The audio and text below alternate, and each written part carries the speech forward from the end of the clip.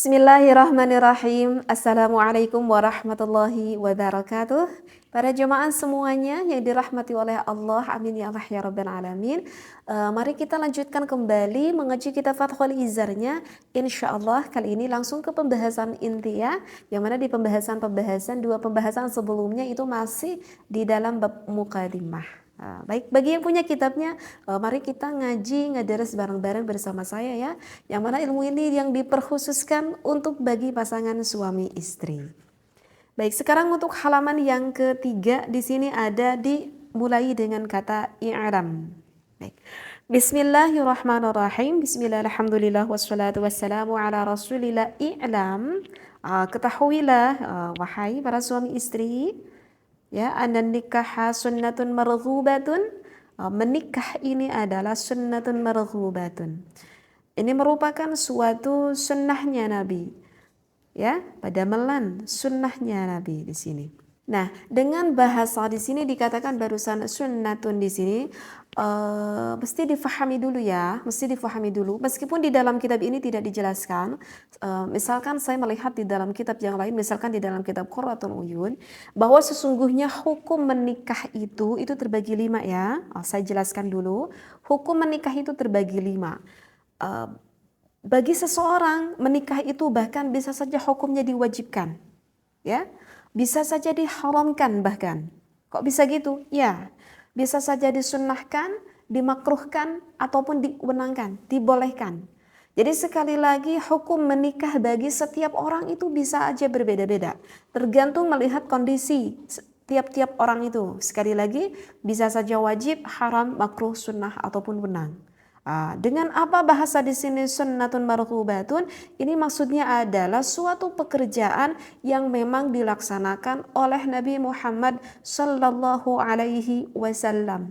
Nah, bahkan menikah ini bukan hanya suatu ibadah yang dilakukan oleh Nabi Muhammad saja. Bahkan oleh nabi-nabi ataupun rasul-rasul yang terdahulu semuanya menikah. Ya, semuanya menikah, meskipun ada beberapa rasul yang tidak menikah, misalkan seperti Nabi Isa memang tidak menikah ya, seperti Nabi Yahya memang tidak menikah, tetapi tidak menikahnya itu mempunyai alasannya ya tersendiri.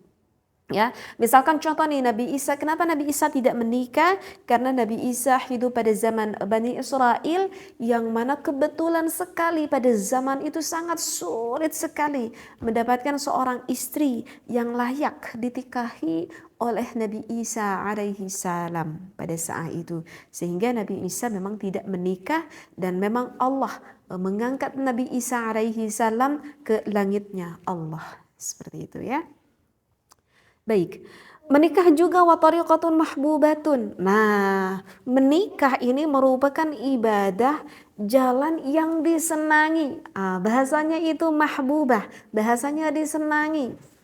Karena biasanya coba nih, kalau kita tafakuri yang namanya ibadah itu ya males lah. Yang namanya ibadah itu males, penuh dengan alasan kita untuk melakukan ibadah. Dan ibadah yang begitu disenangi oleh orang-orang itu apa? Nikah ini. Coba, kalau para pendengar sekarang yang belum nikah coba jawab. Pada mau nikah enggak? Pasti jawabnya pada mau kan. Ya, kalau normal lah pastilah pada mau ya. Kalau kita sehat pastilah pada mau. Nah, ini benar menunjukkan bahwa menikah ini memang mahbubah. Ibadah yang memang kebanyakan orang menyukai akan ibadah ini. Meskipun nanti kita setelah menikah, beda lagi nih nanti ceritanya ya. Nanti akan terasa akan ibadahnya itu. Seperti itu. Li'anna bihi baqa'at tanasuli, dengan kita melakukan menikah akan menjadikan langgeng nih keturunan kita. Itu kan dengan kita menikah, kita mendapatkan keturunan. Ya, nanti anak kita menikah kembali mendapatkan lagi keturunan ila yaumil qiyamah. Dengan menikah kita akan terus beranak cucu pinang sampai hari kiamat. Lantas ada orang yang berpikir untuk hanya sekedar mempunyai anak aja mungkin tidak menikah pun bisa. Na'udzubillahi min dzalik. Apakah kalian memang mau melakukan perzinahan? Sedangkan perzinahan itu adalah termasuk salah satu dosa besar.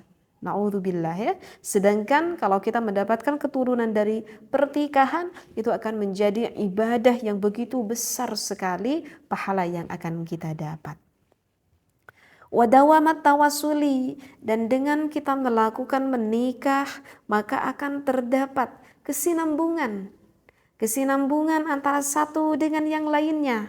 Ingat ya, wahai para suami, ketika kalian meminang seorang istri, ketika kalian menikahi seorang perempuan, maka kalian tidak hanya saja yang tadinya hidup sendiri sekarang menjadi berdua. Jangan berpikir hanya berdua, tetapi menyatukan. Pernikahan itu bukan hanya menyatukan dua sosok manusia, tetapi pernikahan itu adalah menyatukan dua keluarga. Bukan hanya kalian dengan istri aja, tetapi dengan keluarga istri Anda. Salah satu buktinya coba, ya. Ketika awalnya kita tidak mengenal istri Anda, sekarang mengenal istri Anda dan menikahi istri Anda.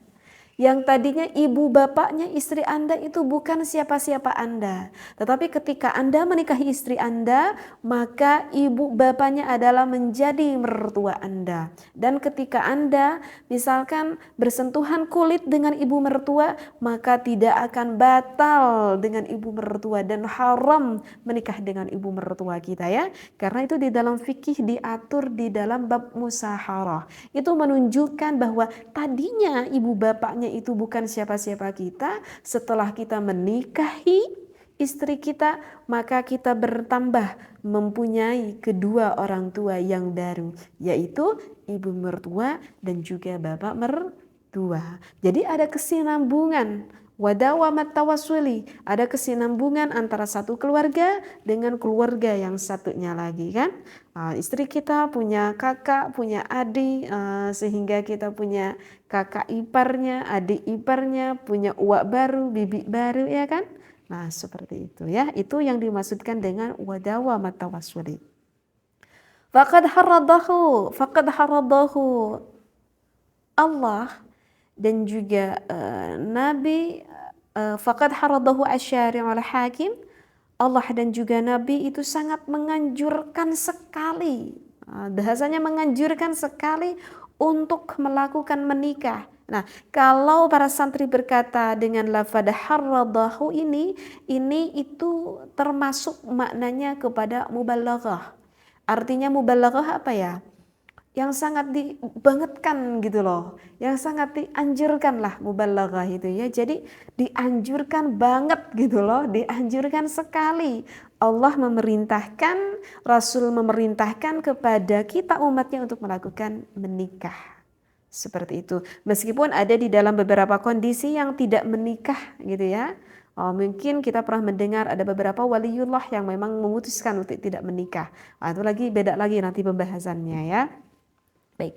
Faqala azza wa jalla min qailin, dan Allah Subhanahu wa taala berfirman nah ini adalah keterangan Al-Qur'annya ya, dalil Al-Qur'annya yang menegaskan kita untuk melakukan menikah, yaitu ada di dalam surat An-Nisa, a'udzubillahi minasyaitonir rajim, fankihu ma taba lakum minan nisa'i mathna wa thulatha wa ruba'.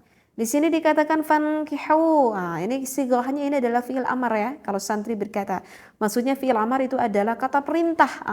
Berarti kita tuh memang diperintahkan oleh Allah. Perintahkan kita oleh Rasulullah. Untuk apa? Fankihu. Maka menikahlah kamu. Ma di sini ini perkara di sini yang dimaksudkan adalah isinya ini, perkara ini isinya adalah wanita. Ya jelaslah kita menikahi wanita ya. Ma taba lakum, yang mana menikahi seorang wanita yang baik bagi kalian. Tentu baik menurut pandangan agama dan maslahat menurut pandangan kita. Ini nanti pembahasannya lebih jauh lagi ya. Baik menurut agama dan maslahat untuk kita ya. Jadi agama menganjurkan kalau kita menikah itu harus sekufin, harus sekufu, harus sama dengan kita ya, agar nanti di dalam kita membina berumah tangganya itu sejalur lah gitu, lebih enak ya. Jadi sekufu, sepadan lah artinya sekufu itu dengan kita. Dan nisa'i, dari para wanita, mau menikah berapa? Masna, mau berdua oleh agama diperbolehkan? Boleh. Wasulasa mau 3 boleh, kalau sanggup boleh. Waruba'a bahkan pengen 4 boleh. Boleh. Udah gitu aja? Enggak, masih ada sih sebetulnya ayat untuk seterusnya ya. Tetapi di dalam kitab Fathul Izzar ini tidak di apa ya? Ini tidak diterangkan ayat selanjutnya. Aduh, kalau yang mendengarkan ini para wanita kayaknya aduh agak gimana gitu ya. akan lafad surat An-Nisa ini. Sebetulnya ayat ini selanjutnya kalau kalian merasa tidak sanggup 2, 3, apalagi 4, maka kalau kamu tidak merasa sanggup adil fawahidah, maka cukup 1 aja. Tapi kenapa di dalam kitab Fathul Izzar ini cuma pembahasan hanya sampai kalimah waruba' saja, itu adalah dikarenakan kan barusan itu menerangkan hanya menitik beratkan bahwa kalian harus menikah. Nah kalau misalkan kalau merasa nggak sanggup maka 1 aja, nanti itu adalah ke pembahasan yang berbeda lagi pembahasannya seperti itu ya. Baik, al-ayah waqala. Kemudian ada juga ayat lain, a'udzubillahi minasyaitonirrajim, wa min ayatihi an khalaqalakum min anfusikum. Ini artinya dengarkan ya. Sebagian dari kekuasaan Allah itu adalah dijadikannya untuk kamu. Ini bahasa untuk kamu adalah siapa? Yang dimaksudkan untuk kamu itu adalah suami. Untuk kamu dari diri kamu. Untuk kamu dari diri kamu. Azwajan, pasangan kamu. Litaskunu ilaiha, agar engkau merasa tenang padanya. Wa ja'ala bainakum mawaddatan wa rahmah, dan dijadikan di antara kamu mempunyai rasa cinta dan juga rasa kasih sayang. Ya, ini sebetulnya sih kalau saya terangkan tentang tafsirnya ayat ini agak cukup panjang juga sih sebenarnya. Tapi mohon maaf ya, saya nggak terangkan deh ya. Kemudian ada 1 ayat lagi, waqala wa ankihul ayyama minkum wassalihina min ibadikum wa imaikum iyyakunu fuqara yughnihimullahu min fadlih.